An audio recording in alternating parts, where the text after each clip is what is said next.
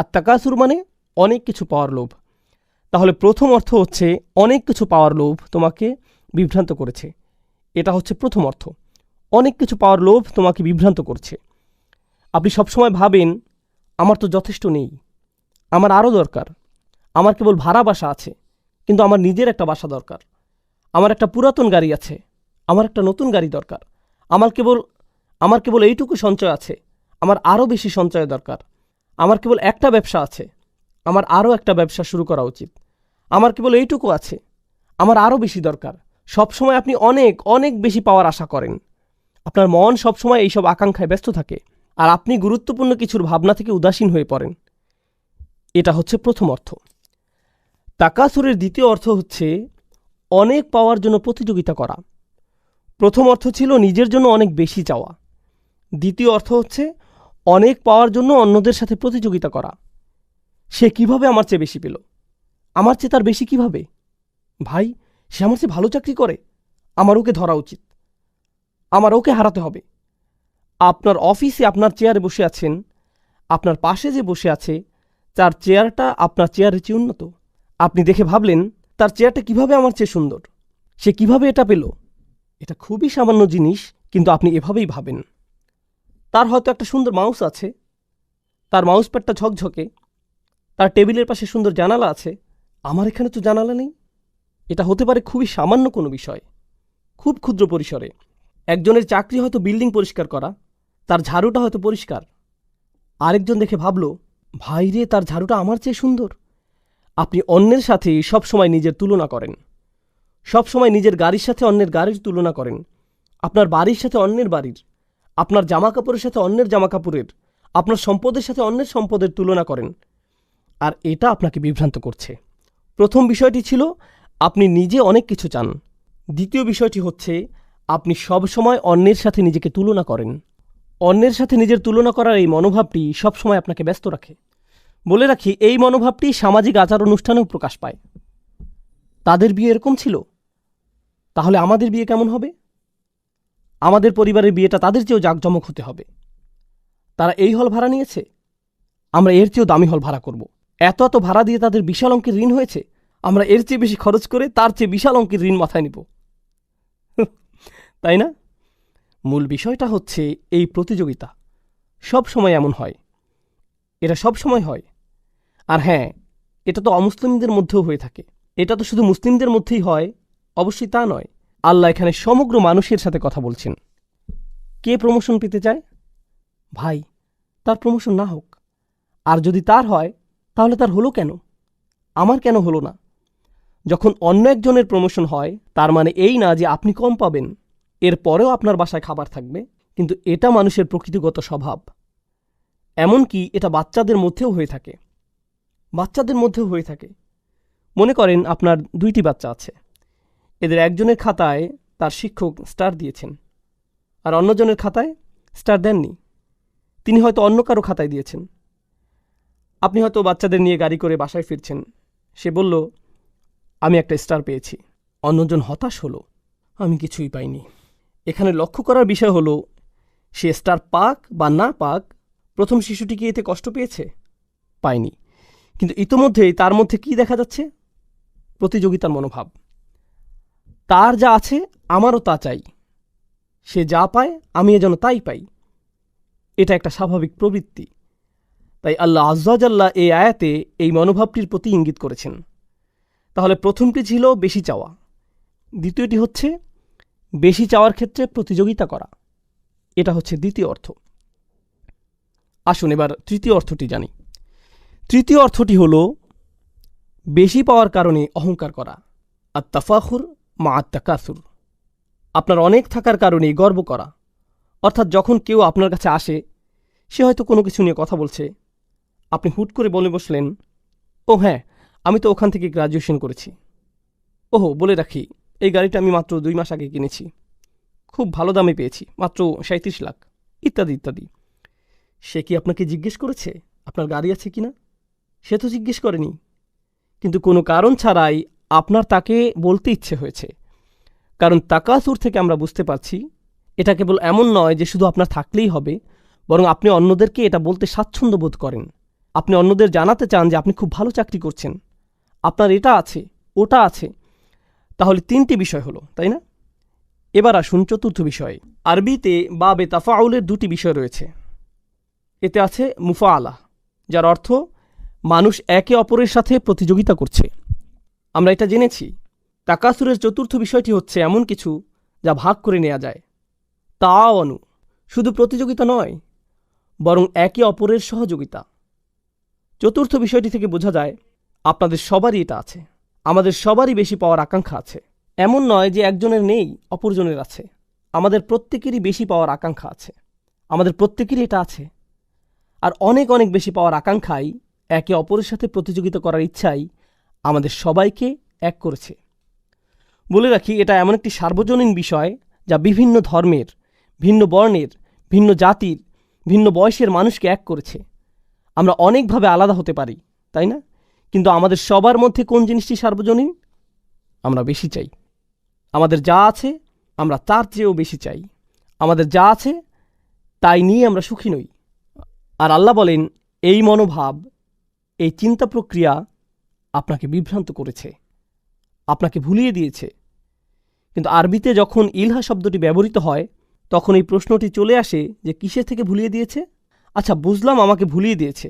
আপনি যখন আমাকে ভুলিয়ে দিয়েছে বলেন, স্বাভাবিকভাবে একটা প্রশ্ন চলে আসে, কিসের থেকে ভুলিয়ে দিয়েছে? আমি কাজের কথা ভুলে গিয়েছি, আমি স্কুলের কথা ভুলে গিয়েছি, আমি কিসের কথা ভুলে গিয়েছি? এটি জানতে হলে আরবিতে একটি আন যোগ করতে হয়। আমি আপনাদের যে আয়াতটি বলেছি, লা তুলহিকুম আমওয়ালুকুম ওয়ালা আওলাদুকুম, এরপর আল্লাহ যোগ করলেন আন যিকরিল্লাহ। আপনার সম্পদ ও সন্তান যেন আপনাকে ভুলিয়ে দিতে না পারে। কিসের থেকে? আল্লাহর স্মরণ থেকে।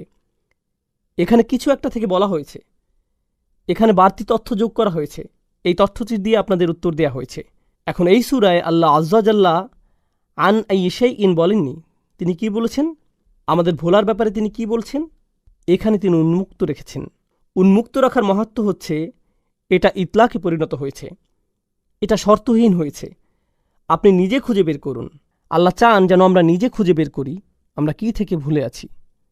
কিছু আলেম মন্তব্য করেছেন, প্রথমত আমরা সত্য থেকে ভুলে আছি, যে আমাদের সত্যের পথে ডাকছে, আমরা তার প্রতি উদাসীন আছি। সে আপনাকে গুরুত্বপূর্ণ কিছুর প্রতি ডাকছে। ভাই, আমি কাজে ব্যস্ত আছি। কেউ আপনার কাছে এসে বলল, ভাই চলো আমরা কোরআন থেকে কিছু শিখি, চলো আমরা নবী সাল্লাল্লাহু আলাইহি সাল্লামের সুন্নাহ থেকে কিছু শিখি। ভাই, আমি এখন ব্যস্ত। আর আল্লাহ তাআলা বলছেন, আপনার এই ব্যস্ততা আসলে কেবল উদাসীনতা, আর এটাই আপনাকে সত্য থেকে দূরে রেখেছে। এটা আপনাকে সত্য থেকে দূরে রেখেছে। এটা একটা মন্তব্য, সত্যের প্রতি উদাসীন থাকা। তাফসিরে আমরা আলেমদের আরেকটি মন্তব্য পাই, সেটা হলো নিজেকে ভালোভাবে দেখা থেকে দূরে থাকা, মুহাসাবা। এটা আপনাকে নিজেকে দেখা থেকে ভুলিয়ে দিয়েছে। আমি আমার জীবনে কি করছি, আমি কিসের পিছনে ছুটছি। আর হ্যাঁ, আপনি যখন কোনো কিছুর পেছনে ছোটেন আর তা পেয়ে যান, আপনার সেগুলো বিরক্ত লাগা শুরু হয়। তখন আপনি অন্য কিছুর পেছনে ছোটেন, তারপর সেটাও আপনার বিরক্ত লাগে। এরপর আপনি অন্য কিছু খোঁজেন। আমাদের সবারই এমন হয়। আপনি যদি একটি বাড়ি কিনতে চান আর আপনি বাড়ি কিনে ফেলেন, তখন কি হয়? কিছুদিন পরে অন্য একজনের বাড়ি দেখতে আপনার বাড়ির চেয়ে সুন্দর মনে হয়, তাই না? এটা বিরক্ত লাগতে শুরু করে। আপনি পুনরায় সাজান। কিছুদিন পর আবার বিরক্ত লাগা শুরু করে। যখন আপনার সন্তান খুব করে একটা ভিডিও গেমের আবদার করে, আপনি সেটা কিনে দেন। তারা সেটা কয়দিন খেলে, কিছুদিন যায়, তারা গেমে জিতে যায়, শেষ। তারা বিরক্ত হয়ে পড়ে। নতুন কোনো মুভি আসলো। অনেক দিন আগে আমি তখন নিউ ইয়র্কে ছিলাম, আমি এমনটি বলেছিলাম, স্টার ওয়ার বা এরকম কোনো মুভি হবে। এর আগেরটা সম্ভবত 70-এর দশকে বের হয়েছিল। এরপরে তার সিকুয়েল বের হলো। জানি না এখন এমন হয় কি না। নিউ ইয়র্কের রাস্তায় বিশাল হুলস্থুল লেগে গিয়েছিল। কেবলমাত্র একটি হলে সেটা রিলিজ পেয়েছিল, আর সেটার লাইন এত লম্বা ছিল যে হজের জন্য পাসপোর্টের লাইনের চেয়েও সেটা কয়েক গুণ বড় ছিল। অসংখ্য মানুষ এই মুভি দেখার জন্য লাইনে দাঁড়িয়েছিল। সারা রাত তারা দাঁড়িয়ে যেন কিয়াম করছে, যেন সেই মুভিটা দেখতে পারে। তারা সেই মুভির জন্য সব কিছু ছেড়ে লাইনে দাঁড়িয়েছিল। কেউ কেউ তো মনে হচ্ছিল যেন ইসলামের পোশাক পরা ছিল। তারা স্টার ওয়ার্সের বিভিন্ন জামা কাপড় পরে, মুখে ছবি এঁকে, হই হুল্লোড় করে লাইনে দাঁড়িয়েছিল, যেন তারা মুভিটা দেখতে পারে। তারা তখন অন্য কিছুই চায়নি। আপনি যদি তখন সেই মুহূর্তে তাদেরকে কোনো কিছু নিয়ে বলেন, আপনি যদি বলেন আপনি কি এই কাজটা করবেন বা অন্য কিছু করবেন, না না না না, আমি এখন লাইনে দাঁড়াবো। যখন তাদের মুভি দেখা শেষ হয়, বের হয়ে তারা কি বলে, এর চেয়েও ভালো হতে পারত, না অতটা ভালো ছিল না, স্পেশাল ইফেক্টগুলো কিছুটা রংচঙে ছিল, এটা সেটা। ভাই, আপনি এটা এত বেশি করে চেয়েছিলেন, আর কি হলো? আপনি বিভ্রান্ত হয়েছেন। আপনি ভেবেছেন এটা আপনাকে সুখী করবে, আর এজন্যই আপনি এটা করেছেন। আর যখন আপনি এটা শেষ করলেন, আপনি কি সুখী হয়েছেন? না, আপনি তখন অন্য কিছু নিয়ে পড়ে গিয়েছেন। ভাই, এখন আমাকে তৃতীয়টির জন্য অপেক্ষা করতে হবে। এখন আপনি পরবর্তীটার জন্য অপেক্ষা করছেন। তাহলে আপনি নিজেকে বিভ্রান্ত করেই যাচ্ছেন। আপনি একটু থেমে নিজেকে জিজ্ঞেস করছেন না, ভাই আমি তো কখনোই তৃপ্ত হচ্ছি না। যখনই আমি কিছু পেয়ে যাই, তারপর আমার অন্য কিছু দরকার হয়। আমি কখনোই তৃপ্ত হই না, আমার প্রয়োজন ফুরায় না। তাহলে এটা আপনাকে আপনার নিজের দিকে তাকানো থেকেও দূরে রাখে। এটা আপনাকে আপনার জীবনের উদ্দেশ্যের প্রতি তাকানো থেকে দূরে রাখে। এই বিভ্রান্তি, এই চাহিদা, এই প্রতিযোগিতা আপনাকে এই প্রশ্ন থেকে দূরে রাখে যে আমি কেন এই পৃথিবীতে এলাম। এখানে আমার কাজ কি শুধু একটা কিছুর পেছনে ছোটা, এরপর অন্য কিছুর পেছনে ছোটা, তারপর আরেকটা কিছুর প্রতি ছোটা, তারপর কবরে চলে যাওয়া, এইগুলোই? এই জন্যই কি আমি এখানে এসেছি? এই জন্যই কি আমাকে এখানে পাঠানো হয়েছে? কারণ পশু পাখিরা এসব করে। তারা খায়, তারপর তারা আবার ক্ষুধার্ত হয়ে পড়ে, তাই তারা আবার খায়, এরপর আবার ক্ষুধার্ত হয়ে পড়ে। এরপর একটা পশুর সাথে আমার পার্থক্য কি? যদি এজন্যই আমি এখানে এসে থাকি, তাহলে একটা পশুর সাথে আমার পার্থক্য কী রইল? কিন্তু আপনি এই প্রতিযোগিতায় এতই ব্যস্ত হয়ে পড়েছেন যে আপনি নিজেকে এই প্রশ্নটি করার সময়টাও পান না। যদি আপনি ভেবেও থাকেন, তা কেবল একটা ভাসমান চিন্তা, এমন কিছু নয় যা নিয়ে আপনি সত্যিই চিন্তিত হয়ে পড়বেন। আমরা আলেমদের আরও কিছু মন্তব্য দেখি। এটা আপনাকে এই সংবাদ থেকে দূরে রাখে, অর্থাৎ কোরআন থেকে দূরে রাখে। কোরআনের মাধ্যমে আপনার চোখ খুলে যাওয়ার কথা ছিল। এর মাধ্যমে আপনি আপনার জীবনের উদ্দেশ্য খুঁজে পাওয়ার কথা ছিল। এর মাধ্যমে আপনি নিজের অন্তরের সমস্ত খুঁটিনাটি আপনি পর্যবেক্ষণ করবেন, এটাই হওয়ার কথা ছিল। এটা আপনার নিজেকে নিজের সামনে পেশ করার কথা ছিল। কিন্তু এই কোরআনের জন্য আপনার সময় নেই, কারণ আপনি তাকাসুরে খুব ব্যস্ত। এটা আপনাকে বিভ্রান্ত করেছে। তবে সবচেয়ে অসাধারণ মন্তব্যটি বলতে গেলে, গত সূরাটি কী ছিল আপনাদের মনে আছে?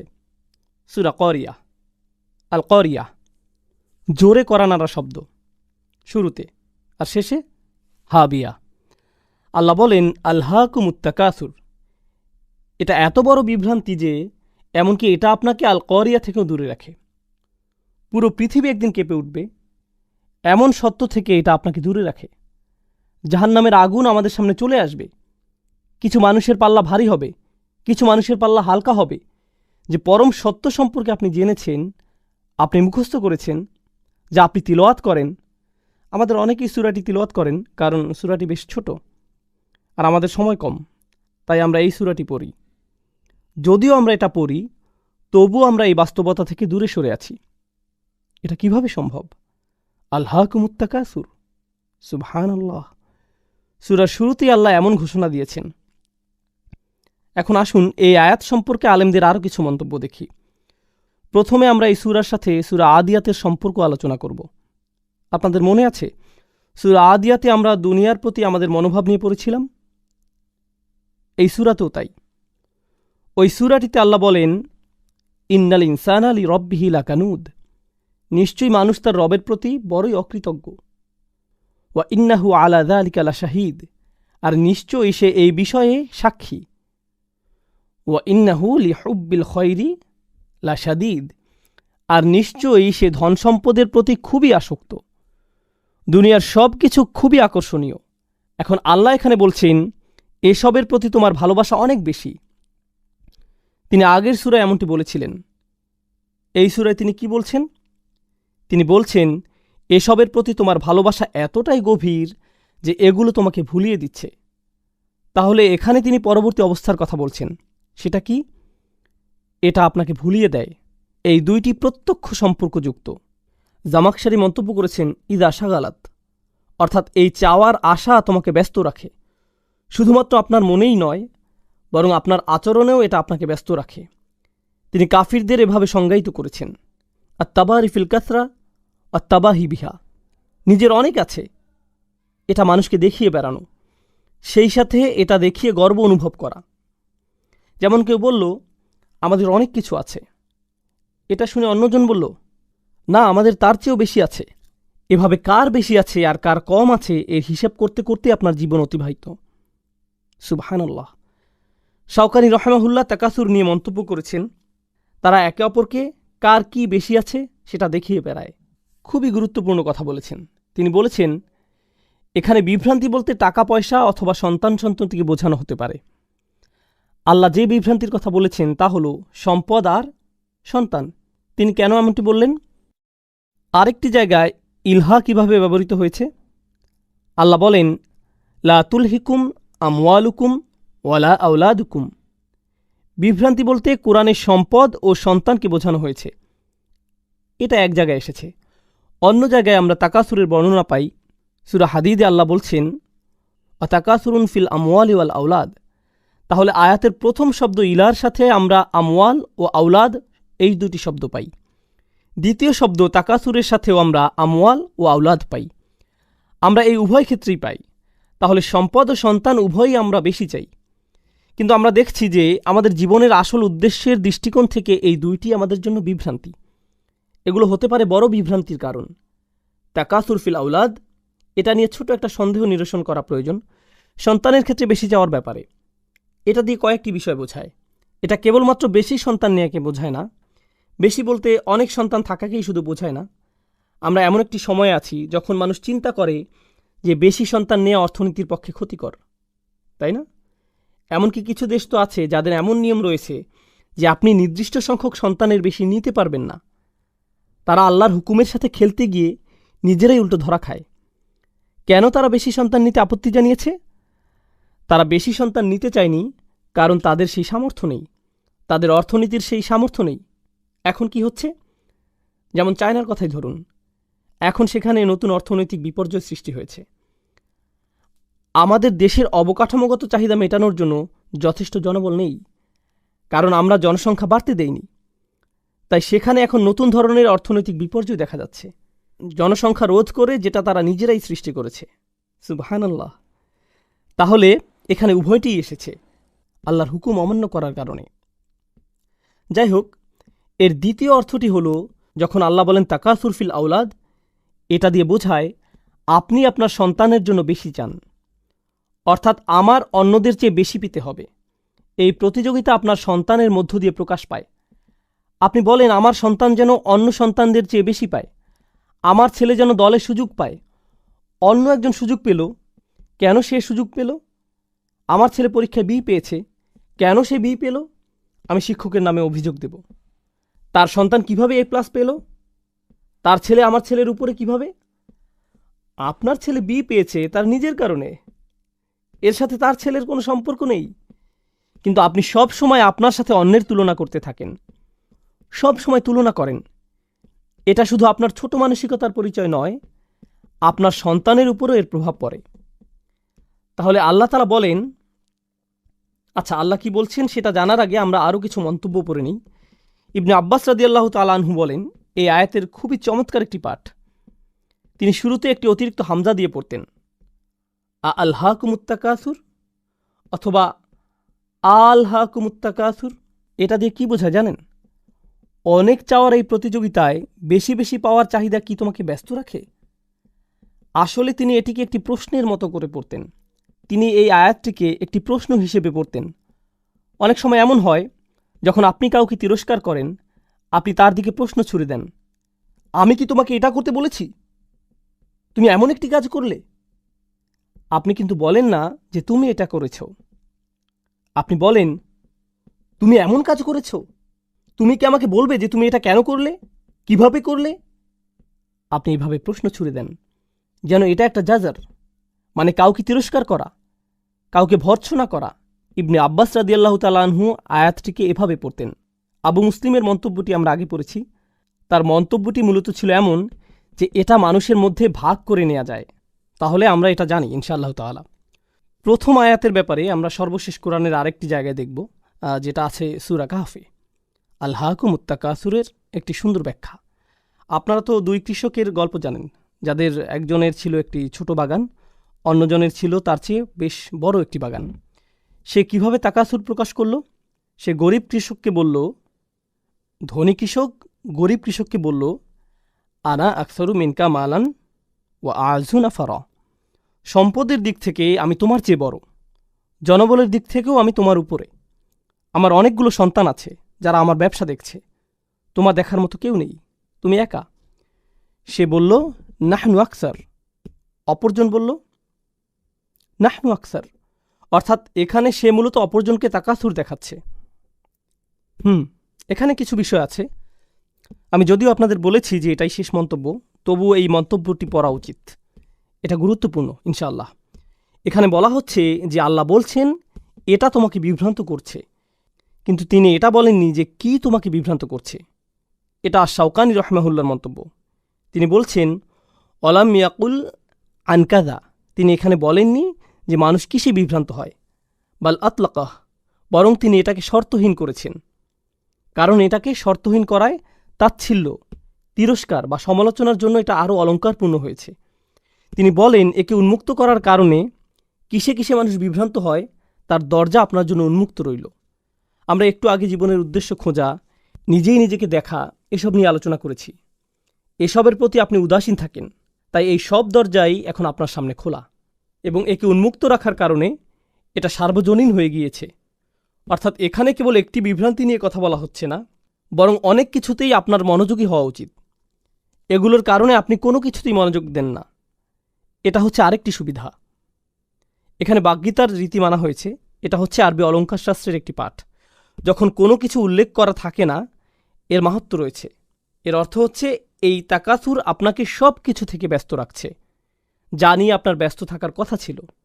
তথাপি মিনাত আতিল্লাহ, আল্লাহর আনুগত্য থেকে শুরু করে ওয়াল আমালিল আখিরাহ, আখিরাতের জন্য প্রস্তুতি নেওয়া পর্যন্ত, এগুলো নিয়েই আপনার ব্যস্ত থাকার কথা ছিল, কিন্তু এটা আপনাকে এই সব থেকে দূরে সরিয়ে রেখেছে। এই ছিল প্রথম আয়াতের ব্যাপারে সর্বশেষ মন্তব্য। আল্লাহ বলেন, হাত্তা জুরতুমুল মাকাবির। যারা মানে কারোর সাথে দেখা করা, জিয়ারাহ মানে কারোর সাথে দেখা করা। উর্দুতে আমরা বলি জিয়ারত করনা, এরকম কাছাকাছি শব্দ, কারোর সাথে দেখা করা। কিন্তু প্রাচীন আরবি ভাষায় এর আরেকটি অর্থ আছে, সেটা হলো কারোর সাথে দেখা করা ও তাকে জড়িয়ে ধরা, বুকে বুক মিলানো, একেও জিয়ারা বলা হয়ে থাকে। আপনি কেবলমাত্র কারোর সাথে দেখাই করেন না, আপনি তাকে জড়িয়েও ধরেন। আর আল্লাহ এখানে বলে রাখি, আপনি যখন কারোর সাথে দেখা করেন সেটা কি স্থায়ী না অস্থায়ী? এটা অস্থায়ী, আপনি একটু পরেই চলে যাবেন। এখানে এই অর্থটিও আছে, মানে আপনি কারোর সাথে দেখা করতে গিয়েছেন, আপনি দেখা করেছেন, এরপর আপনি চলে গিয়েছেন। আল্লাহ এখানে বলেছেন হাত্তা জুরতুমুল মাকাবির, যতক্ষণ পর্যন্ত আপনি কবরের সাথে দেখা করছেন বা সাক্ষাৎ করছেন। আক্ষরিক অর্থে বললে, যতক্ষণ না আপনি কবরের সাথে সাক্ষাৎ করছেন। যখন আপনি কারোর সাথে দেখা করেন, আপনি তার জন্য প্রস্তুতি রাখেন, আপনি প্রস্তুতি নিয়ে দেখা করেন। আপনার ভালো লাগুক বা না লাগুক, আপনার তার সাথে দেখা করতেই হবে। আর এখানে আপনি কার সাথে দেখা করছেন? আপনার কবরের সাথে। এখানে জিয়ারা শব্দটির সাথে মাকাবির ব্যবহার করার কারণে আমরা একটা জিনিস বুঝতে পারছি যে আমরা কবরে চিরকাল থাকব না, কেননা জিয়ারা বলতে অস্থায়ী বোঝায়। আল্লাহ জিয়ারা শব্দটির সাথে জান্নাত বা জাহান্নাম ব্যবহার করেননি, তিনি ব্যবহার করেছেন মাকাবির, কবরের সাথে। আপনি যদি আরেকটি সূরা দেখেন, দুনিয়ার প্রতি মনোভাব নিয়ে অপর আরেকটি সূরা কি? সূরা আদিয়াত।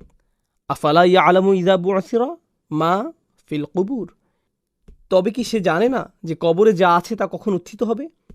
এখানে কুবুর শব্দটি ব্যবহৃত হয়েছে, আর এই সূরায় মাকাবির শব্দটি এসেছে।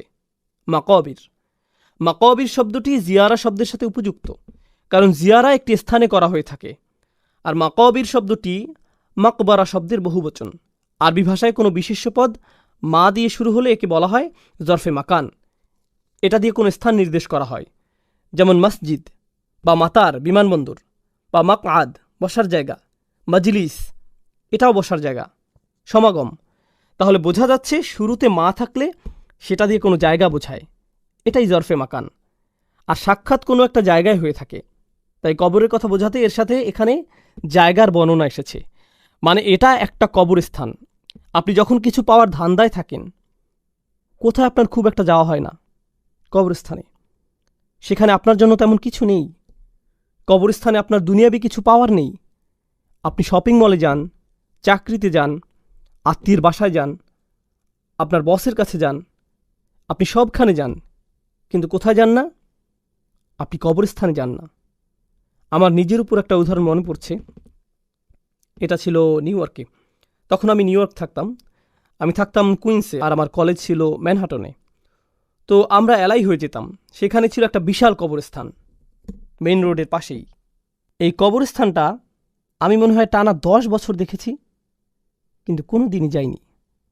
আর শুধুমাত্র কেবল আমি নই, প্রতিদিন হাজার হাজার মানুষের পাশ দিয়ে যায়। কেউই কখনো সেখানে যায় না। কেবল যায় কখন? যখন তাদের মৃত্যু হয়, যখন তাদের সেখানে রাখা হয়। সুবহানাল্লাহ। তাহলে এটা হচ্ছে আয়াতের একটি অর্থ, কিন্তু অপর অর্থটিও খুবই গুরুত্ববহ। আমরা এখানে সাবাবুন নুজুম দেখতে পাই। আপনারা জানেন যে কিছু আয়াতের ঐতিহাসিক প্রেক্ষাপট থাকে, আর ওই সময়ের অর্থ কী ছিল?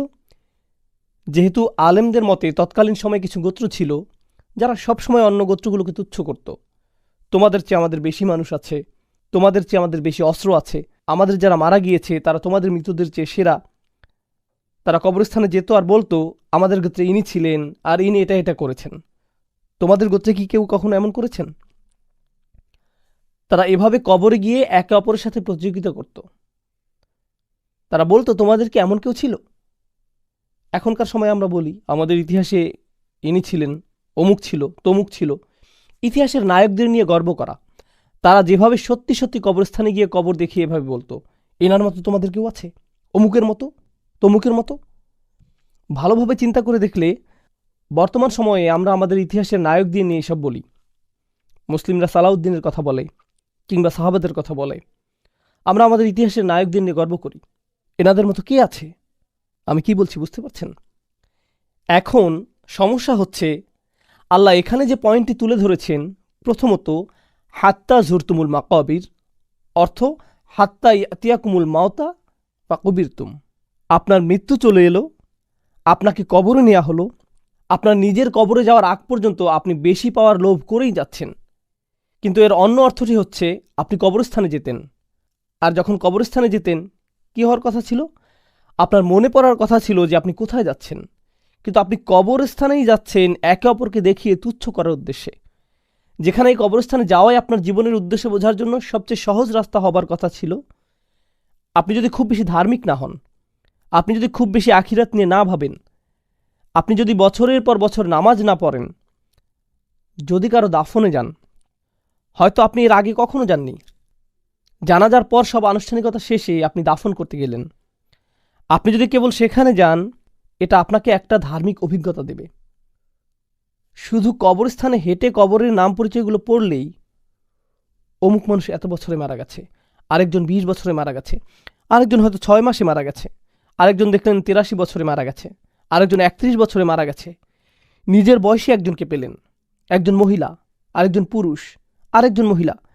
আপনি এগুলো পড়ছেন আর কার কথা ভাবছেন? আপনার নিজের কথা। এটা আপনার চোখ খুলে দিবে। আপনার নিজের চোখ খোলার জন্য কবরস্থান অনেক ভালো জায়গা। নিজের দিকে তাকানোর জন্য এটা উপযুক্ত জায়গা। আর আমরা এমন মানুষ যে আমরা সেই কবরস্থানকেই কিনা তাকাসুরে পরিণত করেছি। আমরা এখানে থেকেও শিক্ষা নিতে পারি না, আমরা অন্ধ হয়ে পড়েছি। এজন্য এখানে অতীতকাল এসেছে। আল্লাহ এটা তোমাকে অন্ধ করেছে। এটা তোমাকে অন্ধ করবে তা নয়, এটা ইতোমধ্যেই তোমাকে অন্ধ করেছে। অন্যভাবে বললে, তোমাদের নিয়ে কোনো আশা নেই। যদি এখানে বলা হতো এটা তোমাদের অন্ধ করবে, সেখানে কিছুটা আশা ছিল। এটা হতেও পারে, নাও হতে পারে। হয়তো আমি পরিবর্তিত হব, কারণ আমার সেই যোগ্যতা আছে। কিন্তু যেহেতু ইতিমধ্যেই তা হয়ে গেছে, সুতরাং এখন আর কোনো আশা নেই। সুবহানাল্লাহ। এখন এখানে অনেক মুফাসসিরি মন্তব্য করেছেন, কিন্তু আমরা এখানে শাওকানির মন্তব্যটি পড়ব ইনশাআল্লাহ। এখানে তিনি বলেছেন, তারা সেই সব কবরস্থানগুলোতে যেত, ফায়াকুলুনা হাযা কবর ফুলান ওয়া হাযা কবর ফুলান ইফতাখিরুনা বিযালিক। তারা বলতো, এটা অমুক মহান মানুষের কবর, এটা তমুক মহান মানুষের কবর। তারা এটা বলে গর্ব করত, কাল্লা সাউফা তা'লামুন সুম্মা কাল্লা সাউফা তা'লামুন। একই আয়াত, পার্থক্য কি? শুরুতে সুম্মা আছে। সরল অনুবাদ হচ্ছে কাল্লা। প্রথমে কাল্লা শব্দটি দেখি। কাল্লা বিমাআনা হাক্কা। কাল্লা অর্থ অবশ্যই। শব্দগতভাবে কাল্লা অর্থ কোনো মতেই না, কোনোভাবেই না, কোনোভাবেই না। অর্থাৎ আপনার এই অন্ধত্ব চিরকাল থাকবে না, অবশ্যই থাকবে না। শীঘ্রই আপনি জেগে উঠবেন। আর যখন আপনি জেগে উঠবেন, আপনি নিজে থেকেই বলবেন, আমি কি করেছি, আমি কিভাবে এতটা অন্ধ হয়ে গিয়েছি। আপনি দেখবেন কিছু মানুষ আছে যারা দুনিয়ার মোহে এতটাই অন্ধ, আপনি যদি তাদের ঘুম ভাঙানোর চেষ্টা করেন, আপনি যদি তাদের জীবনের অর্থ বলার চেষ্টা করেন, তারা এটা শুনতেই আগ্রহী না। আপনি মনে মনে ভাবেন, ভাই, এই লোকটি কোনোদিন সত্য উপলব্ধি করবে না, একে নিয়ে কোনো আশা নেই, এই লোকটি কোনোদিনই বুঝবে না। আল্লাহ তাদের উদ্দেশ্যে বলেন, কাল্লা, না, একদিন সময় আসবে, অবশ্যই তারা শুনবে, কোনো অন্ধত্ব থাকবে না। আর এটা কিন্তু কবরে যাওয়ার পর, তাদের দাফনের পর। তাহলে কাল্লা সাউফা তা'লামুন প্রথম আয়াত, খুব তাড়াতাড়ি তুমি বুঝতে পারবে। সা তা'লামুন অর্থ শীঘ্রই তুমি বুঝতে পারবে। সাউফা তা'লামুন, খুব শীঘ্রই তুমি এটা বুঝতে পারবে। মানে হচ্ছে তোমার মৃত্যু খুবই কাছে। এটা শুধু কাছে নয়, বরং খুবই কাছে। যখনই তোমার মৃত্যু আসবে, তুমি বুঝতে পারবে। আলী রাদিয়াল্লাহু তাআলা আনহু বলেন, আন-নাসু নিয়াম, মানুষ ঘুমাচ্ছে। তিনি বলেন, মানুষ ঘুমাচ্ছে, আর যখন তারা মৃত্যুবরণ করবে, তারা জেগে উঠবে। মরার পরই তারা জেগে উঠবে। এই আয়াতটি সম্পর্কে তিনি এমন মন্তব্য করেছেন রাদিয়াল্লাহু আনহু। তাহলে আমরা দেখতে পাচ্ছি, কাল্লা সাউফা তা'লামুন, শীঘ্রই তুমি বুঝতে পারবে। কখন বুঝতে পারবে? আপনি বুঝতে পারবেন যখন আপনি কবরে যাবেন। ভাই, আমার কি করা উচিত ছিল, আমার কি নিয়ে ব্যস্ত থাকা উচিত ছিল, আপনি খুব শীঘ্রই বুঝতে পারবেন যখন আপনি কবরে যাবেন। আর প্রশ্ন শুরু হয়ে যাবে। আপনি বুঝতে পারবেন যে আপনি কতটা অন্ধত্বে ডুবেছিলেন। এটা হচ্ছে প্রথমটি। এরপর আল্লাহ বলেন, সুম্মা কাল্লা সাউফা তা'লামুন, অতঃপর আবার সুম্মা কাল্লা সাউফা তা'লামুন। কয়েকজন আলেম মন্তব্য করেছেন, এই আয়াতটি শুধুমাত্র গুরুত্ব দেওয়ার জন্য ব্যবহৃত হয়নি। প্রথম আয়াতটি কবরে প্রশ্নের মুখোমুখি হওয়ার কথা বোঝাচ্ছে। তখন আপনি বুঝতে পারবেন আপনি কতটা ভয়ঙ্কর পরিস্থিতির মধ্যে ছিলেন। আর দ্বিতীয়বার শীঘ্রই তুমি বুঝতে পারবে দিয়ে বোঝাচ্ছে, যখন আপনি কবর থেকে বের হবেন, বিচারের দিন শুরু হবে, আর আপনার সব ভালো আমল ধ্বংস হয়ে যাবে। আপনি আসল বাস্তবতা দেখতে পাবেন। তখন আপনি সত্যি সত্যি বুঝতে পারবেন আপনি কতটা মোহগ্রস্ত ছিলেন। পুরো আমলনামা আপনার সামনে থাকবে। দ্বিতীয়বারের আমলনামা প্রথমবারের চেয়ে আরও ব্যাপক আকারে থাকবে। কবরে আপনাকে প্রশ্ন করা হবে, কিন্তু সেখানে সব কিছু থাকবে না। যখন আপনি বিচারের দিনে উপস্থিত হবেন, আপনাকে কিভাবে জিজ্ঞেস করা হবে? সম্পূর্ণভাবে। যেহেতু দ্বিতীয়বারের জিজ্ঞাসা প্রথমবারের চেয়ে ভয়াবহ হবে, এজন্যই দ্বিতীয় আয়াতে সুম্মা শব্দটি সেই ভয়াবহতা বোঝাচ্ছে। সুম্মা দিয়ে কয়েকটি জিনিস বোঝায়। এটা তাহকিম যোগ করে, এটা তাহউইল যোগ করে, এটা দিয়ে গুরুত্ব বুঝায়, এটা দিয়ে ভয়াবহতা বুঝায়, এটা দিয়ে বাক্যের সম্পূর্ণতাও বুঝায়।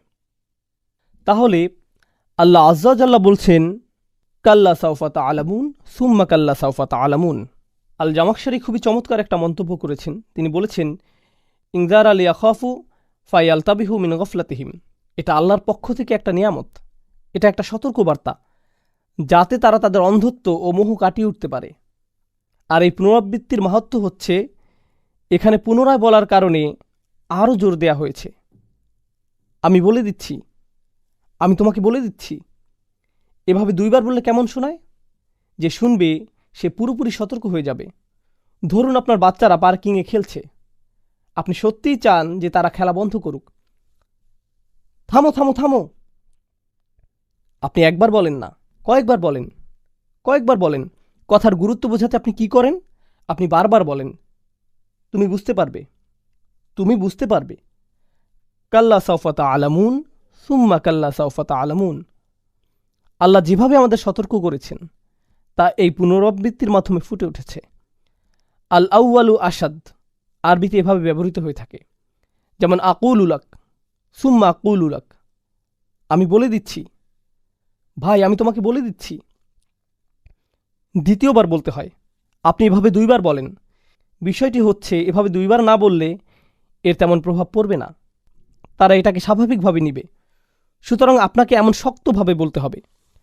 আমাদের সমস্যা হচ্ছে কোরআন আমাদের কাছে কেবলই একটা বই, আমরা এটা পড়ছি, কিন্তু কাফেরদের সামনে যখন কোরআন পাঠ করা হতো তখন এটা বই আকারে পড়া হতো না।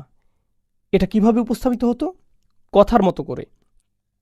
আর যখন আপনি কিছু বলেন, আপনার শ্রোতা এর আবেগ অনুভূতি বুঝতে পারে, কিন্তু লেখার মধ্য দিয়ে এটা ততটা সহজ নয়, কিন্তু কথাই সম্ভব। এজন্যই এখন যদি আপনি কোরআন পড়েন, আপনি হয়তো সেভাবে প্রভাবিত হবেন না, কিন্তু যখন আপনি নামাজে এটা শুনবেন, বলুন তো কী হবে? আপনার হৃদয়ের মধ্যে এটার প্রভাব থাকবে। কারণ কোনো কিছু শুনলে এর একটা প্রভাব আছে, কিছু শুনলে এর প্রভাব হৃদয় থেকে হৃদয়ে পৌঁছে যায়। কেউ যদি আপনাকে ইমেইলে কোনো উপদেশ দেয়, আপনি ততটা গুরুত্ব দেন না। কেউ যদি আপনাকে ফোন করে কিছু বলে, আপনি যথেষ্ট গুরুত্ব দেন, কারণ যখন আপনি তার কথা শুনেন, এটা আপনার হৃদয়ে পৌঁছে যায়। তাই কোরআনে আমরা দেখি যে সাহাবারা বলেননি করানা ওয়া আতানা, আমরা পড়লাম আর আমরা মানলাম। তারা কি বলেছেন? সামিআনা ওয়া আতানা, আমরা শুনলাম এবং আমরা মানলাম। লেখা পড়তে হয় আর কথা শুনতে হয়। আর এটা এতটাই শক্তিশালী যে মানুষ যখন শোনে তখন তা করতে বাধ্য হয়। আমাদের দারসুল কোরআনের মাহাত্ম্য হলো, আমরা জানি কোরআনের উপর লেকচার হয়, জ্ঞানী ও যোগ্য আলেমরা এটা পরিচালনা করেন ইনশাআল্লাহ। এর একটি মাহাত্ম্য হচ্ছে এটা কোরআনেরই একটি সুন্নাহকে পুনরুজ্জীবিত করে। কোরআন প্রাথমিকভাবে পড়ার জন্য আসেনি, কোরআন প্রথমত শোনার জন্য এসেছে। নবীজি সাল্লাল্লাহু আলাইহি সাল্লাম মানুষদের সামনে এটা তেলাওয়াত করতেন যেন তারা এটা শুনতে পারে। ইয়াতলু আলাইহিম আয়াতিহি। আর যখন এটা পড়া হয় তখন এর শক্তি ও আবেগের আবেদন কিছুটা কমে যায়, যখন এটা শোনা হয় না। কাল্লা লাউ তা'লামুনা ইলমাল ইয়াকিন, কখনো নয়, তোমরা যদি নিশ্চিত জ্ঞানে জানতে। লাউ হচ্ছে কালিমাতুল হাসর। এটা এমন একটি শব্দ যা দিয়ে বোঝায়, একে বলা হয় আফসোস। আল্লাহ আজ্জা ওয়া জাল্লা এখানে তাদের পক্ষ থেকে আফসোস করছেন। যদি তোমরা নিশ্চিতভাবে জানতে, যদি তোমাদের সত্যিই জ্ঞান থাকতো। কেমন জ্ঞান? তিনি বলছেন ইলমাল ইয়াকিন, যদি তোমাদের সুনিশ্চিত জ্ঞান থাকতো, যা অবশ্যই ঘটবে, তা যদি তোমরা জানতে। এটাই ইলমাল ইয়াকিন। এর কিছু পরে আমরা আরেকটি জিনিস দেখব, সেটা হলো আইন আল ইয়াকিন, তাই না? সুম্মা লাতারাউন্নাহা আইন আল ইয়াকিন। তাহলে এখানে 2টি বিষয়, একটি হচ্ছে সুনিশ্চিত জ্ঞান, অপরটি হলো সুনিশ্চিত চোখ। এগুলো বর্ণনাত্মক বাক্য, আমরা এগুলো নিয়ে পরে আলোচনা করব ইনশাআল্লাহ তাআলা। এরপর আমরা দেখি যে কোরআনে তৃতীয় আরেকটি বিষয় উল্লেখ করা হয়েছে যা 2বার এসেছে। আল্লাহ আজ্জা ওয়া জাল্লা হাক্কুল ইয়াকিন শব্দটি ব্যবহার করেছেন, ওয়া ইন্নাহু লা হাক্কুল ইয়াকিন। তাহলে প্রথমে হচ্ছে ইলম আল ইয়াকিন, আইন আল ইয়াকিন এবং হাক্কুল ইয়াকিন, 3টি বিষয়। এই আয়াত বোঝার আগে আমাদের এই 3টি বিষয় বুঝে নিতে হবে। তাহলে আসুন এগুলো বুঝে নেই ইনশাআল্লাহ তাআলা। প্রথমে আসুন ইয়াকিন শব্দটি দেখি। এই 3টির মধ্যে এই শব্দটি কমন আছে, এর মধ্যে 2টি এই সূরাতেই রয়েছে। কোন 2টি? ইলম আল ইয়াকিন, আইন আল ইয়াকিন। আর তৃতীয় বিষয়টি এই সূরায় আসেনি। এটা কোথায় এসেছে? হাক্কুল ইয়াকিন। তাহলে প্রথমে আসুন আমরা এর অর্থ জেনে নেই। ইমাম রাগিব বলেন, ইয়াকিন হচ্ছে এমন জ্ঞান যা কোনো কিছু সম্পর্কে জানা বা কোনো কিছু সম্পর্কে ভাষা জ্ঞান রাখার ঊর্ধ্বে। এটা হচ্ছে জ্ঞানের উঁচু স্তর। এটা হচ্ছে প্রথম অর্থ। এটা কোনো কিছু নিয়ে অল্প জানা নয়, এটা ইয়াকিন।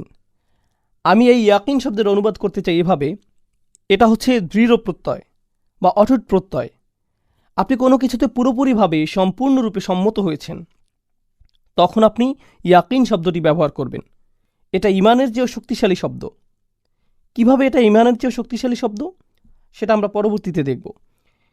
এরপর আমরা পাই আবু হিলাল আল আসকারি ইয়াকিন শব্দটি সম্পর্কে মন্তব্য করেছেন। তিনি বলেছেন, ইয়াকিন হচ্ছে সেই জিনিস যাতে আপনি এতটাই সম্মত যে অন্তর থেকে আপনি এটা নিয়ে খুশি, আপনি মন থেকে এটা নিয়ে সন্তুষ্ট। যেমন ধরুন, কেউ হয়তো বলল যে পরকাল বলতে কিছু আছে, আপনি বললেন আমার মনে হয় এটা সত্যি হতে পারে।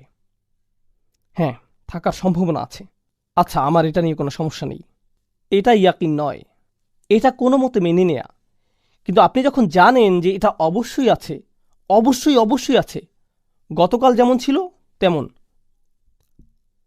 আপনি আমার সামনে বসে আছেন, এটা যেভাবে জানেন সেভাবে আখিরাতে বিশ্বাস করেন, তখন এটা ইয়াকিনে পরিণত হয়। আপনি অন্তরে এটা সাধারণভাবে বিশ্বাস করেন না, বরং অটুটভাবে বিশ্বাস করেন। এটাই হচ্ছে ইয়াকিনের প্রথম অর্থ। দ্বিতীয়ত, ওয়ানাহজুস সদর বিমা আমালিহি। আসলে এটা দ্বিতীয় অর্থ। প্রথমটি ছিল সুকুনুন নফস, যার মানে আপনি এটা নিয়ে দ্বিতীয়বার ভাববেন না, এটা নিয়ে আপনি পুনরায় চিন্তা করেন না, এটা আপনি এ ব্যাপারে নিশ্চিত, আপনার কাছে এটাই সত্যিকার বাস্তবতা। আপনি এটা নিয়ে দৃঢ় প্রতিজ্ঞ, যা নিয়ে আপনি দ্বিতীয়বার ভাবেন না। তাহলে এই হচ্ছে এর দুইটি মর্মার্থ।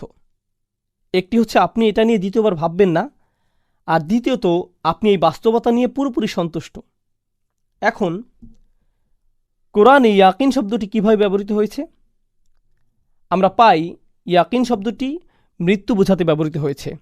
হাত্তা আতান আল ইয়াকিন ও আবুদ রব্বাকা হাত্তা ইয়াতিয়াকাল ইয়াকিন। ইয়াকিন শব্দটি মৃত্যু বর্ণনা এসেছে। কেন?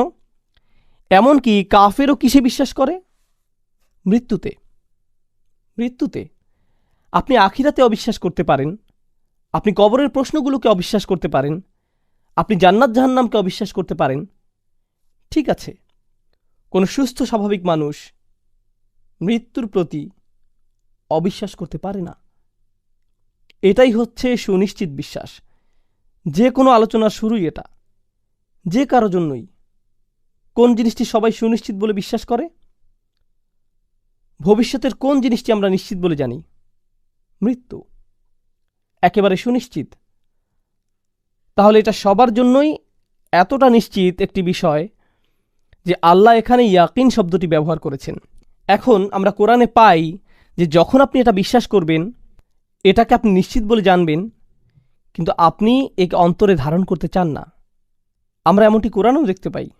আল্লাহ বলেন, যখন আপনি তাদেরকে শেষ সময়ের কথা বলেন, তারা বলে, আচ্ছা, আমরা এটা নিয়ে ভেবেছি, শুধুমাত্র ভেবেছি, এর বেশি কিছু নয়।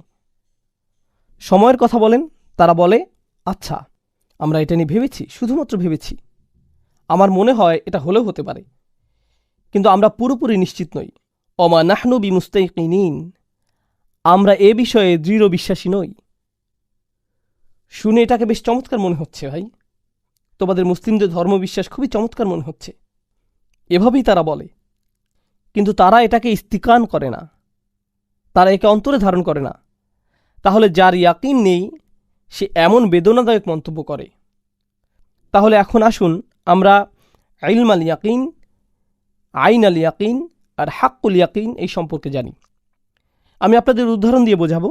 আপনি হয়তো গাড়ি চালাচ্ছেন, হঠাৎ আপনি কিছু ধোঁয়া দেখলেন। আপনি কোনো আগুন দেখতে পাননি, আপনি শুধুমাত্র ধোঁয়া দেখেছেন।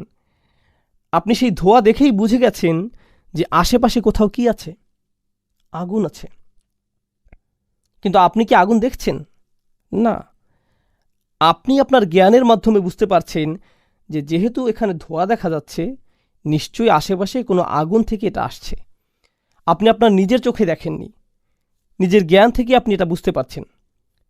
এটাই হলো ইলম আল ইয়াকিন, এমন সুনিশ্চিত বিশ্বাস যা আপনার নিজের জ্ঞান থেকে আহরিত। আপনার এটা নিজের চোখে দেখতে হবে না, আপনার নিজের জ্ঞান থেকে আপনি বুঝতে পারবেন এখানে কি হচ্ছে। কোনো কিছু সম্পর্কে নিশ্চিত হবার জন্য এটা খুবই কার্যকর একটা পন্থা। আপনি ধোঁয়া দেখেছেন, অবশ্যই কোথাও আগুন লেগেছে। আপনি হয়তো ভেজা মাটি দেখেছেন, আপনি বাড়ির বাইরে বের হলেন, বের হয়ে দেখলেন পুরো পার্কিং লটটা ভিজে গেছে বা পুরো উঠোনটা ভেজা, তার মানে অবশ্যই বৃষ্টি হয়েছে। আমি যখন ঘুমাচ্ছিলাম তখন হয়তো বৃষ্টি হয়েছে। আপনি কিছু দেখে বোঝার চেষ্টা করেছেন। আপনি কি নিজের চোখে বৃষ্টি দেখেছেন? না। কিন্তু এটা কেমন ইয়াকিন, কেমন বিশ্বাস? ইলম আল ইয়াকিন। আপনি যদি আরও কাছে যান, নিজের চোখে আগুন দেখেন, আপনি ধোঁয়া দেখেছেন, এখন নিজের চোখে আপনি আগুনও দেখছেন, এখন এটা কেমন ধরনের ইয়াকিন? আইন আল ইয়াকিন। আপনি এটা নিজের চোখে দেখেছেন, এই বিশ্বাসটি আপনার জ্ঞানলব্ধ নয়, বরং এটা আপনি নিজের চোখে দেখেছেন। তখন আপনি আরও কাছে গেলেন, আরও উপলব্ধি করলেন সম্ভবত এখানে কোনো চালবাজি আছে। আরও কাছে গিয়ে আপনি আগুন স্পর্শ করলেন, আর আপনি আগুন অনুভব করলেন, আগুনের উত্তাপ অনুভব করলেন। আপনি যখন আগুনের কাছে গেলেন, আপনি আগুনের তাপ অনুভব করলেন। যখন আপনি অনুভব করলেন, সেটা কি জানেন? সেটাই হচ্ছে হাক্কুল ইয়াকিন। 3টি ধাপ। এর সত্যিকার অবস্থাটি আপনি পুরোপুরি উপলব্ধি করেছেন, আর এটাই হচ্ছে হাক্কুল ইয়াকিন। এই দুনিয়াতে আল্লাহ আমাদের জন্য 2টি বিষয় রেখেছেন। তিনি আমাদেরকে ইলমাল ইয়াকিন দিয়েছেন, তিনি নিজেই দিয়েছেন। আখিরাতের জন্য ইলমাল ইয়াকিন, এটা গেল প্রথম। তিনি কিভাবে ইলমাল ইয়াকিন দিয়েছেন? আপনি তার সৃষ্টি দেখেছেন, যেভাবে আপনি ধোঁয়া দেখেছেন। ধোঁয়া তো এসেছে কোনো আগুন থেকে, তাই না? আপনি সৃষ্টি দেখেছেন, এগুলো দেখে কি প্রশ্ন জাগে এসব কোথা থেকে এসেছে? কোথা থেকে এসেছে? এসব কার প্রতি নির্দেশ করে? আল্লাহ। আপনি কি নিজের চোখে আল্লাহকে দেখেছেন? আইনাল ইয়াকিন? না, আপনি তাকে দেখেননি, কিন্তু আপনার ইলমাল ইয়াকিন আছে, সুনিশ্চিত জ্ঞান।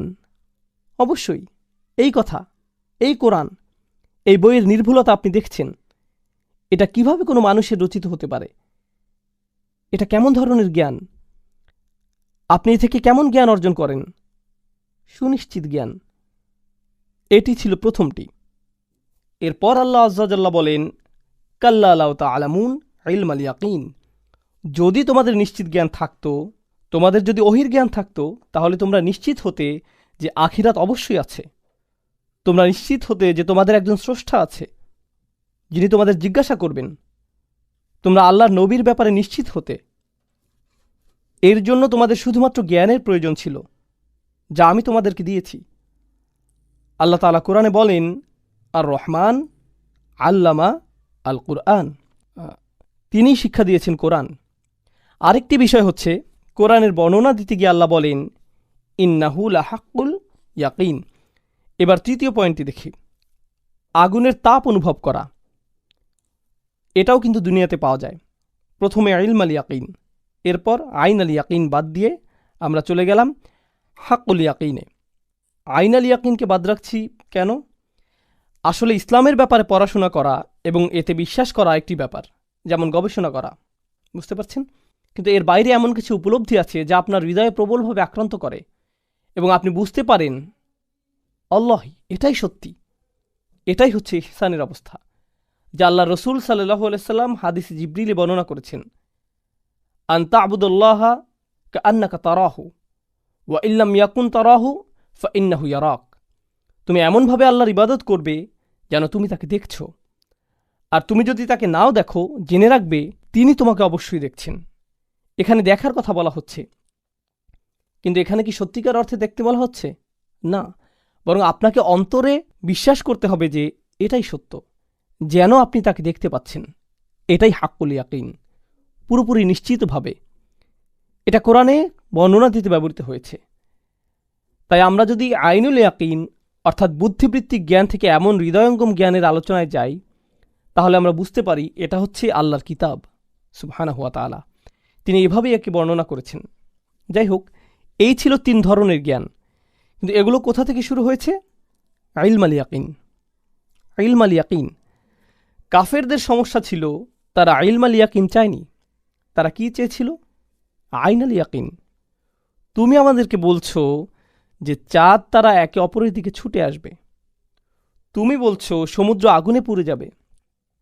তুমি বলছো জান্নাত, জাহান্নাম। আমি তো এসবের কিছুই দেখিনি। আমি যদি দেখি তাহলে আমি মেনে নেব। আপনারা শোনেননি, যা দেখি না তা বিশ্বাস করি না। এটা কেমন ধরনের ইয়াকিন? আইনাল ইয়াকিন। তারা এটাই চেয়েছিল।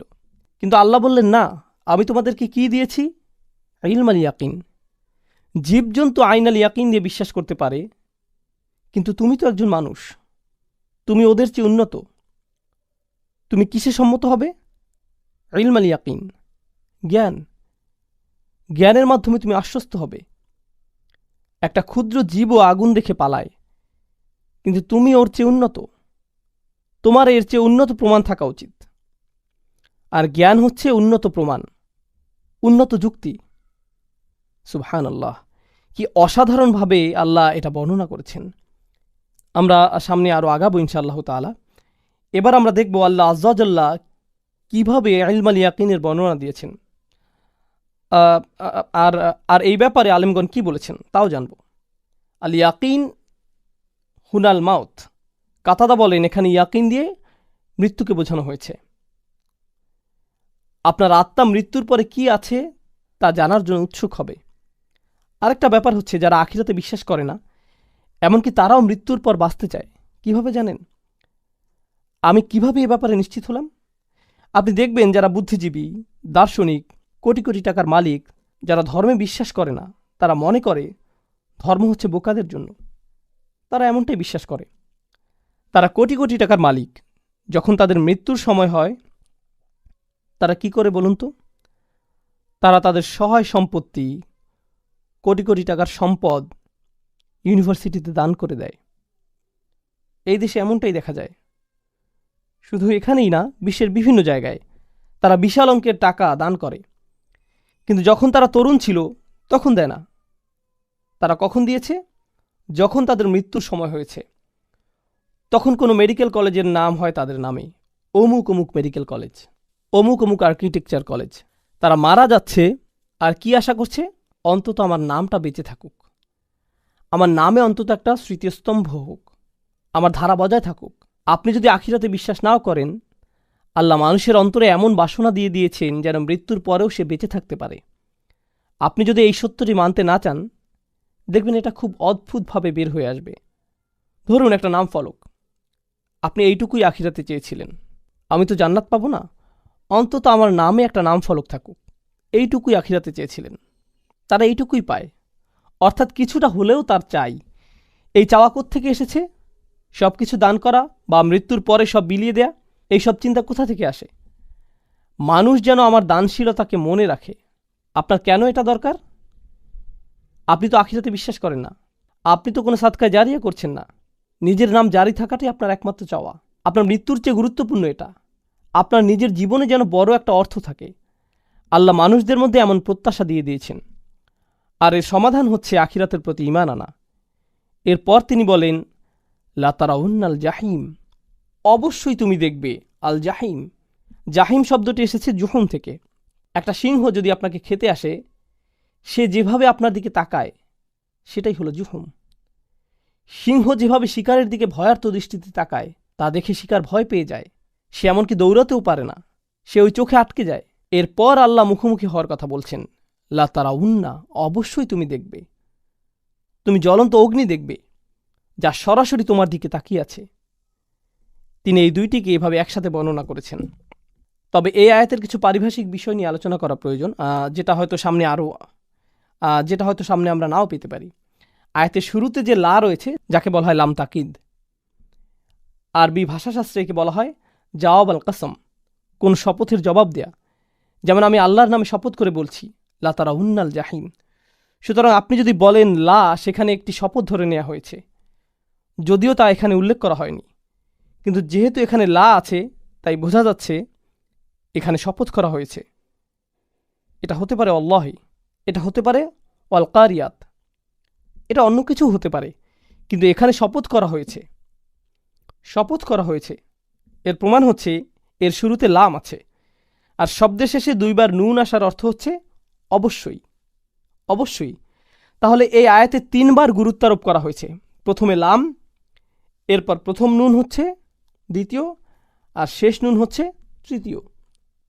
লা তারাউন্না, লা তারাউন্না, তারাউ, তারাউনা, সা তারাউনা, তুমি দেখবে। লা তারাউন্না, তুমি অবশ্যই অবশ্যই অবশ্যই দেখবে। আল জাহিম, তুমি একে সরাসরি প্রত্যক্ষ করবে। কিছু আলেম মন্তব্য করেছেন, এটা সমস্ত মানুষের উদ্দেশ্যে বলা হচ্ছে যে তারা প্রত্যক্ষ করবে, যেন তারা বুঝতে পারে তারা কি থেকে পরিত্রাণ পেল। সে নিজে যেন উপলব্ধি করতে পারে যে সে কিসের থেকে বেঁচে গেল। এজন্য অন্তত তারা এটা দেখতে পাবে। তাই কিছু আলেম এ বিষয়ে মন্তব্য করেছেন, লা তারাউন্না দিয়ে এটাই বোঝাচ্ছে, মানে তোমরা সবাই এটা দেখতে পাবে।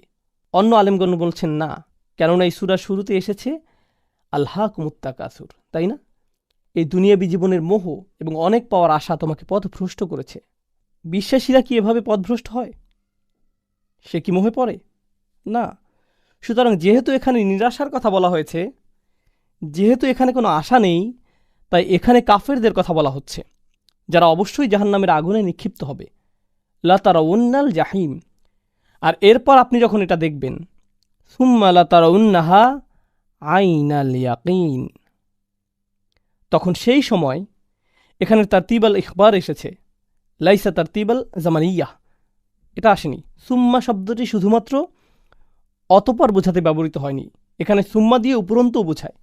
এখানে মূলত উপরন্ত হিসেবে ব্যবহৃত হয়েছে, এটাই তারতিবাল ইখবার।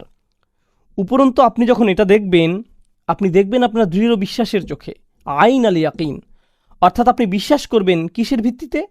জ্ঞানের ভিত্তিতে নাকি নিজের চোখে? নিজের চোখে। তখন আপনাকে এটা দেখার জ্ঞান দেয়া হবে। তবু কি এটা আপনার জন্য যথেষ্ট নয়? আচ্ছা, ঠিক আছে, আপনার কি ধরনের জ্ঞান দরকার? আপনি নিজেই এটা পরখ করতে চান, তাহলে নিজে দেখতে হলে আপনাকেও সেখানে প্রবেশ করতে হবে। যদি কেবল তখনই আপনি বিশ্বাস করতে চান, আপনাকে তা দেয়া হবে, কিন্তু ততক্ষণে অনেক দেরি হয়ে গিয়েছে।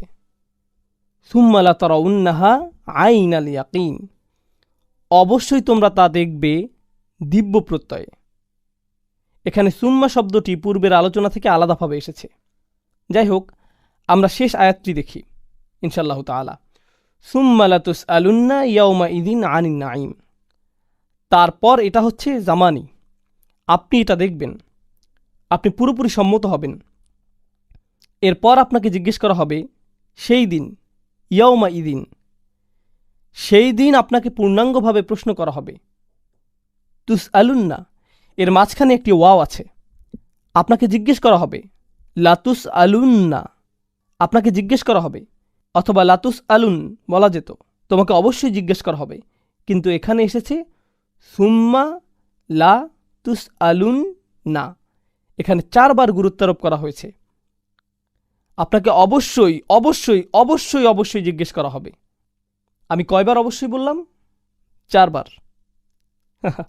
4 বার আল্লাহ এভাবেই বলছেন। এটা কোনো সাধারণ বক্তব্য নয়, কেউ সাধারণত এভাবে বলে না। আপনি তখনই এভাবে বলেন যখন আপনি সত্যিকার উপরে রেগে থাকেন। এখানে আল্লাহ তাআলার ক্রোধ প্রকাশ পাচ্ছে। তিনি কিন্তু জাহান্নামের কথাও বলেননি। আল্লাহ এমনটি বলেননি যে তুমি জাহান্নামে যাবে, তিনি বলেছেন তুমি দেখতে পাবে। তিনি বলেছেন তারা অন্যাহা, তুমি এটা দেখবে। সবচেয়ে ভয়ঙ্কর দিকটি কি? জাহান্নাম নয়, সবচেয়ে ভয়ঙ্কর দিকটি হচ্ছে তোমাকে জিজ্ঞেস করা হবে, এটাই সবচেয়ে ভয়ঙ্কর।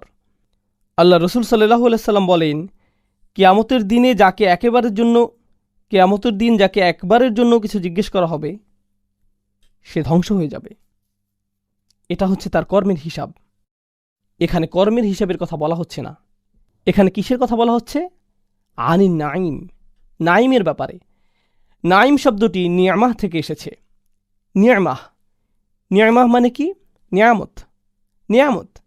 নিয়ামাহ শব্দের বহুবচন হচ্ছে নিয়াম অথবা আনউম। আল্লাহ এখানে বলেননি সুম্মা লা তুসআলুন্না ইয়াউমা ইযিন আনিন নিয়াম জামিআহ, না। আনিল আনআম, না। আনিন নিয়ামাহ, না, ওটাও না। এখানে স্পষ্টভাবে বলা হচ্ছে আনিন নাঈম। নাঈম শব্দটি হচ্ছে সিফাতে মুশাব্বাহ, এতে একটা ইয়া আছে, এর কয়েকটি অর্থ হয়। তুমি নিজেই হচ্ছ নাঈম, আপনাকে জিজ্ঞেস করা হবে কারণ আপনি হচ্ছেন নাঈম। নাঈম হচ্ছে তারা যারা অনবরত আল্লাহর নিয়ামত পেতে থাকে। এরা সব সময় নিয়ামত পায়, এরা সব সময় সুযোগ সুবিধা পায় এবং বিলাসী জীবন কাটায়। সুতরাং আপনাকে জিজ্ঞেস করা হবে এজন্য যে আপনি একটি বিলাসী জীবন কাটিয়েছেন। আপনাকে যে সকল নিয়ামত দেয়া হয়েছিল তা দিয়ে আপনি কি করেছেন? বিলাসিতা তো আসলে হারাম নয়, জীবনে সুখের বিভিন্ন সামগ্রী থাকা তো হারাম নয়। রাসূল সাল্লাল্লাহু আলাইহি সাল্লামের জীবনে খুবই ভয়ানক একটি ঘটনা ঘটেছিল। একবার তিনি ক্ষুধার্ত ছিলেন, বেশ কয়েকদিন যাবৎ ভালো কিছু খাননি। আবু বকর রাদিয়াল্লাহু তাআলা আনহু তার কাছে আসলেন। নবীজি সাল্লাল্লাহু আলাইহি সাল্লাম তার দিকে তাকিয়ে বুঝলেন যে তিনিও ক্ষুধার্ত। ওমর ইবনুল খাত্তাব আসলেন, তিনি তার দিকে তাকিয়ে বুঝলেন তিনিও কিছু খাননি।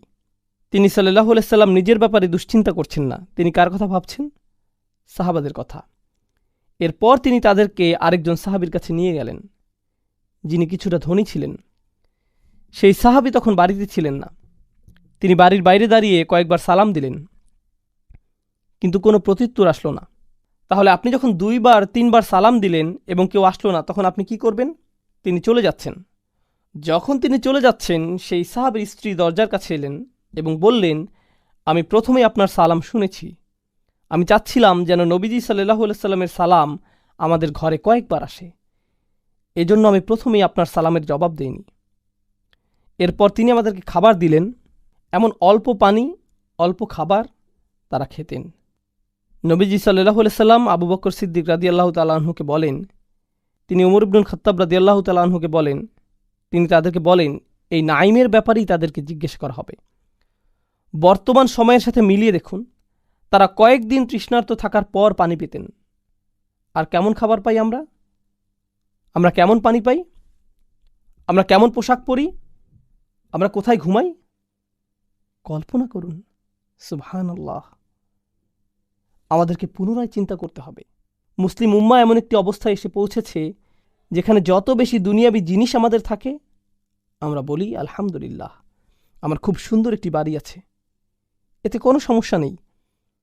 আপনি এটা বলতেই পারেন, কিন্তু আপনার এটাও বলা উচিত, আস্তাগফিরুল্লাহ, আমাকে এত সুন্দর বাড়ি নিয়ে জিজ্ঞেস করা হবে। আমাকে জিজ্ঞেস করা হবে, আমার যত বেশি থাকবে আমাকে তত বেশি জিজ্ঞাসা করা হবে। আমার যত কম থাকবে আমাকে তত কম জিজ্ঞাসা করা হবে। সুতরাং যার অনেক বেশি আছে, বেশি থাকাতে কোনো সমস্যা নেই। তবে আপনার কিসের জন্য প্রস্তুত থাকা উচিত? আপনার সেগুলোর উত্তর দেওয়ার জন্য প্রস্তুত থাকা উচিত। আপনাকে প্রস্তুতি নিতে হবে, কারণ আপনার বেশি নাইম আছে। কিন্তু এই আধুনিক সময় ধর্ম বলতে আমরা বুঝি, যার যত বেশি দুনিয়াবী জিনিস আছে তাকে যেন আল্লাহ বেশি ভালোবাসেন। এই অজ্ঞতা খ্রিস্টান সমাজে আগেই ছড়িয়ে পড়েছে, এখন এটা মুসলিম সমাজেও ছড়িয়ে পড়ছে। প্রোটেস্ট্যান্টরা ক্যাথলিকদের থেকে আলাদা হয়েছে, আর ক্যাথলিকরা দুনিয়ার লোভ আকাঙ্ক্ষা ত্যাগ করেছে। দুনিয়া সম্পর্কে ক্যাথলিকদের দৃষ্টিভঙ্গি আলাদা।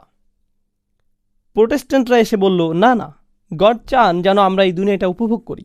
যদি আপনি রবিবারে তাদের কোনো ধর্মগুরুর কথা শোনেন, আমি মাঝে মধ্যে যা করি, আমি অবশ্যই কাউকে করতে বলি না, যদি আপনি তাদের কথা শোনেন, আপনি দেখবেন তারা বলছে, গড চান যেন আপনি প্রমোশন পান, তিনি চান যেন আপনি খুব ভালো কোনো চাকরি পান, তিনি চান যেন আপনি লোন পান, তিনি চান যেন আপনি নতুন বাড়ি কিনতে পারেন, তিনি চান যেন আপনার অনেক টাকা। সে আপনাকে বলবে যে গড চায় যেন আপনার অনেক বেশি দুনিয়াবী সম্পদ হয়, কারণ আপনার যত বেশি থাকবে এর মানে গড আপনাকে তত বেশি ভালোবাসে। এটা পুরোপুরি অজ্ঞতা। এই দুনিয়া দিয়ে প্রমাণ হয় না যে আল্লাহ আপনাকে কতটা ভালোবাসেন বা ঘৃণা করেন। এই দুনিয়াটা হচ্ছে একটা পরীক্ষা। এটা ধনীদের জন্য যেমন পরীক্ষা, গরিবদের জন্য পরীক্ষা। ইতিহাসের সবচেয়ে ধনী মানুষরা হচ্ছে সবচেয়ে জঘন্য মানুষ। ফেরাউন কিন্তু খুব ধনী ছিল, তাই না? আর অনেক হতদরিদ্র মানুষ, গৃহহীন মানুষ, ইব্রাহিম আলাইহিস সালাম নির্বাসিত, এমন একজন মানুষ যাকে তার দেশ থেকে বের করে দেওয়া হয়েছে, সেই সাথে তিনি ছিলেন গৃহহীন। তিনি ছিলেন পৃথিবীর ইতিহাসের সেরা মানুষদের অন্যতম, তাই না? আমি এখানে বলছি না যে ধনী মানেই খারাপ, সম্পদ থাকা খারাপ কিছু না, কিন্তু এটা ভালো কিছুও না। এই সবই পরীক্ষা। আল্লাহর পক্ষ থেকে যা কিছু আসে সবই নিয়ামাহ, সব কিছু নিয়ামাহ। আর আমাদেরকে এই সব কিছুর জন্য জিজ্ঞাসা করা হবে, সুম্মা লা তুসআলুন্না ইয়াউমা ইদিন আনিন নাঈম। যেহেতু এখানে ইয়া আছে, নাঈম শব্দের আরেকটি অর্থ হচ্ছে অনবরত নিয়ামত। এমন নিয়ামত যা আপনি অনবরত পেতে থাকেন। আপনি কল খুলে দিলেন আর অনবরত পানি পড়ছে, আপনি চোখ খুললেন আর সাথে সাথে আপনি সব কিছু দেখতে পাচ্ছেন। এর জন্য আপনাকে প্রতিবার দরখাস্ত করতে হয়নি, সব কিছু আপনার কাছে সহজলভ্য করে দেওয়া হয়েছে। তাই এই সকল নাইম নিয়ে আপনাকে জবাবদিহি করতে হবে। এই বিষয়টিকে শাওকানি যেভাবে দেখেছেন, তিনি বলেন, তিনি যেভাবে পুরো চিত্রটি তুলে ধরেছেন, সুবহানাল্লাহ, আনিন নাঈম আদ-দুনিয়া আল্লাযী আলহাকুম আনিল আমালিল আখিরাহ। এই সূরাটি শুরু হয়েছে, তাকাসুর আপনাকে কি করে? এটা আপনাকে বিভ্রান্ত করে। আপনাকে বিভ্রান্ত করে কোন জিনিস? আপনাকে বিভ্রান্ত করে নাঈম। আল্লাহ আমাদের যে নিয়ামত দিয়েছেন সেটা আমাদেরকে বিভ্রান্ত করে। যদি আমরা মনে করি এই নিয়ামত নিয়ে আমাদের জিজ্ঞেস করা হবে, তাহলে এই সকল নিয়ামত আমাদের বিভ্রান্তির কারণ না হয়ে এই সকল নিয়ামত আমাদের সঠিক পথে থাকার পথেও জোগাবে। আল্লাহর দেয়া নিয়ামতগুলো আমাদেরকে আল্লাহর কথা স্মরণ করিয়ে দিবে, সেই সাথে তার প্রতি কৃতজ্ঞ থাকতেও সাহায্য করবে। আল্লাহ আমাদেরকে যে আমানত দিয়েছেন আমাদেরকে তার জবাবদিহি করতে হবে, এটাও আমাদের স্মরণে থাকবে। কেননা দিন শেষে এটাই সত্য যে আমাদেরকে যা কিছু দেয়া হয়েছে তা আমাদের নয়, এটা আল্লাহর। অমা উতিতুম মিন শাইইন ফামাতাউল হায়াতিদ দুনিয়া, আর তোমাদেরকে যা কিছু দেয়া হয়েছে তা দুনিয়ার জীবনের ভোগ ও সৌন্দর্য মাত্র। এটা আপনাকে দেয়া হয়েছে, তার মানে এটা আপনার নয়। এখানে তিনি বলছেন এটা আপনাকে দেয়া হয়েছে, তার মানে এটা আপনার নয়, বরং এটা অন্য কারো, এটা আল্লাহর। এটা আপনাকে দেয়া হয়েছে, এটা আপনাকে দেয়া হয়েছে, আর এটা আপনার কাছ থেকে নিয়েও নেওয়া হবে। সুবহানাল্লাহ। সুম্মা লা তুসআলুন্না ইয়াওমা ইযিন আনিন নাঈম। নাঈম সম্পর্কে আমরা আরও একটি মন্তব্য পাই, তাহলে এটা দিয়ে নবীজিকে বোঝানো হচ্ছে। এর অর্থ কোরআন, এর অর্থ সত্য। এটা কি দুনিয়ার সবচেয়ে বড় নিয়ামত নয়? এই নিয়ামত পেয়ে আপনি কি করছেন? আপনি জ্ঞান পেয়ে কি করেছেন? আপনি মুখে বলেছেন মুহাম্মদ রাসূলুল্লাহ সাল্লাল্লাহু আলাইহি সাল্লাম, কিন্তু এই নিয়ামত পেয়ে আপনি কি করেছেন? এটা কোনো ছোট উপহার নয়। দুনিয়ার ৮০% মানুষই এই উপহার পায়নি, কিন্তু আমরা পেয়েছি। আপনাকে এটা নিয়েও জিজ্ঞাসা করা হবে। সুম্মা লা তুসআলুন্না ইয়াওমা ইযিন আনিন নাঈম। কাতাদা বলেন, সন্দেহাতীতভাবে আল্লাহ এমন প্রত্যেককে জিজ্ঞাসা করবেন যারা একটি নিয়ামত ভোগ করেছে। তাকে যে নিয়ামত দেয়া হয়েছিল তা নিয়ে তাকে জিজ্ঞাসা করা হবে, আর এটা স্পষ্টত দৃশ্যমান। সবশেষে আমরা ইবনে আবি হাতেমের একটি বর্ণনা দেখব। এটা পুরো সূরার একটি সারমর্ম। এরপরেই আমরা শেষ করব ইনশাআল্লাহ তাআলা। আলহাকুমুত তাকাসুর ইয়ানি আনিত তাআহ। অধিক পাওয়ার তাড়না আপনাকে বিভ্রান্ত করেছে, অর্থাৎ এটা আপনাকে আল্লাহর আনুগত্য করা থেকে বিভ্রান্ত করেছে। হাত্তা যুরতুমুল মাকাবির ইয়াকুলু হাত্তা ইয়াতিয়াকুমুল মাউত। যতক্ষণ না আপনি কবরের সাক্ষাৎ পাচ্ছেন, অর্থাৎ যতক্ষণ না আপনার মৃত্যু হচ্ছে। কাল্লা সাউফা তা'লামুন। আপনি খুব দ্রুতই জানতে পারবেন, এটাই আয়াতে বলা হচ্ছে। না, কখনোই না, খুব শিগগিরই আপনি জানতে পারবেন। এর অর্থ এমন সময় জানতে পারবেন যখন আপনি কবরে প্রবেশ করবেন। সুম্মা কাল্লা সাউফা তা'লামুন। এরপর আবার আপনি অবশ্যই জানতে পারবেন এমন সময় যখন আপনি কবর থেকে বের হয়ে আসবেন আর সবাই একত্রিত হবেন। কাল্লা লাউ তা'লামুনা ইলমাল ইয়াকিন। যদি আপনার সুনিশ্চিত জ্ঞান থাকত, আপনি যদি আপনার কৃতকর্ম নিয়ে চিন্তিত না হতেন যা আপনি আপনার রবের সামনে করে যাচ্ছেন, লা তারাউন্নাল জাহিম। শিগগিরই আপনি দেখতেন প্রজ্বলিত অগ্নি। আর এটা এমন পথ যা সোজা জাহান্নামের দিকে চলে গিয়েছে, যা এই আগুনের ভেতর দিয়ে চলে গিয়েছে। আর জান্নাতে যাওয়ার আগে আপনি কি দেখবেন? আমরা সবাই জাহান্নাম দেখব। কেউ জাহান্নামে পড়ে যাবে আর কেউ বেঁচে যাবে। আল্লাহ আমাদেরকে বেঁচে যাওয়াদের অন্তর্ভুক্ত করুন। মুসলিমরা বেঁচে যাবে, তারা এ থেকে পুরোপুরি পরিত্রাণ পাবে। সুম্মা লা তুসআলুন্না ইয়াওমা ইযিন আনিন নাঈম। আপনাকে সব ধরনের নিয়ামত নিয়ে প্রশ্ন করা হবে। এর অর্থ কি? যা আপনার পেট ভরিয়েছে, অবারিদিশ শরব, আর ঠান্ডা পানীয়, আর আপনার ঘরের শীতলতা, আপনাকে সৃষ্টির ভারসাম্যতা, আপনার দুই হাত, ডান হাত, বাম হাত, আপনাকে যেভাবে ভারসাম্যপূর্ণ করে সৃষ্টি করা হয়েছে, আপনার ঘুমের আরাম। তিনি এখানে এই সব নাইম নিয়ে কথা বলেছেন। আমরা তো এগুলোকে নাইম মনেই করি না। আমি একটু বিশ্রাম নিয়ে নেই। আপনার একটু শোয়া নিয়েও আপনাকে প্রশ্ন করা হবে। সুবহানাল্লাহ। আল্লাহ আযজা জাল্লা আমাদেরকে সেই দিনের জন্য প্রস্তুত হওয়ার ও সত্যিকারের কৃতজ্ঞ হওয়ার তৌফিক দান করুন। তিনি আমাদের যে নিয়ামত দিয়েছেন তার প্রতি আল্লাহ আযজা জাল্লা আমাদের তাদের অন্তর্ভুক্ত করুন। আল্লাহ আযজা জাল্লা আমাদের সেই দিনের জন্য প্রস্তুত হওয়ার ও সত্যিকারের কৃতজ্ঞ হওয়ার তৌফিক দান করুন। তিনি আমাদের যে নিয়ামত দিয়েছেন তার প্রতি আল্লাহ আযজা জাল্লা তাদের অন্তর্ভুক্ত করুন যারা শিক্ষা গ্রহণ করে এবং সতর্ক হয়। আর আমরা যেন তা আমাদের জীবনে ও আমাদের পরিবারে প্রয়োগ করতে পারি। সর্বোপরি মানুষের জন্য যেন আমরা এই শিক্ষাগুলো ছড়িয়ে দিতে পারি। সুবহানাকা আল্লাহুম্মা ওয়া বিহামদিকা নাশহাদু আল্লা ইলাহা ইল্লা আনত নাস্তাগফিরুকা ওয়া নাতুবু ইলাইক। ওয়াসসালামু আলাইকুম ওয়া রাহমাতুল্লাহি ওয়া বারাকাতুহু।